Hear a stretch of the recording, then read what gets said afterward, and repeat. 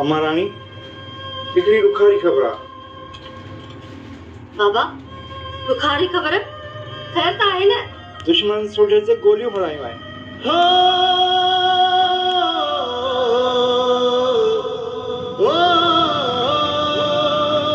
बाबा ही कहर कीअं थियो? बस वक्त जे बेरहम वागुन इहो कहर करे ई थो आहे। बाबा अलाह साईं अदा सोढे खे हयाती बख़्शे ॾींदो। हाँ मां तूं ऐं सोणी तयार थी ॻोठ जे न्याणियुनि खे ॿुधायो त वॾे रेशम सवात कढाई आहे सोढे जी जमाल जे लाइ। हा बाबा सोढे खे साण करे राज जी सभिनी छोकिरियुनि खे ॿुधाए थी अचां त वॾे रेशम वटि शाम सलवात पढ़ण अचनि। रेशम तू परेशान न थी। अलाह का दो दे सोटे में कुछ कोन थींदो।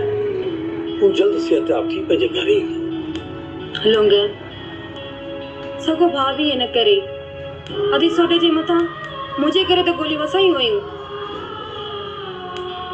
छल कहर पवंदो दुश्मनन के मुझो भालाए बची अलाई न।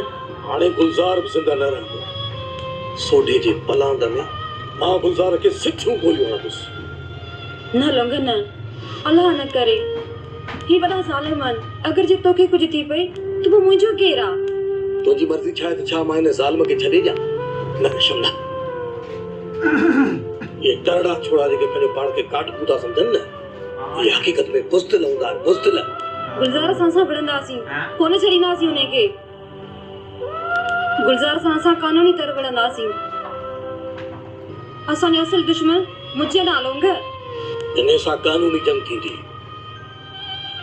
इन गुलजार दे पुलिस झाला केतिरा केस आहिनि। पुलिस जी हिकड़ी गोलीअ जो मेहमान आहे गुलजार।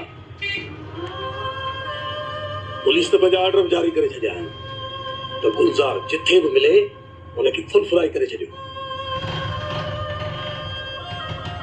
रेशम जे पुलिस कुछ न कयो न तो पोइ मां गुलजार खां तलाक वठंदुसि। छा तू ॾोहारी बणजी हथ में हथियार खणंदे? हाँ लोह खे लोह कठे थो आहे। ज़हर जो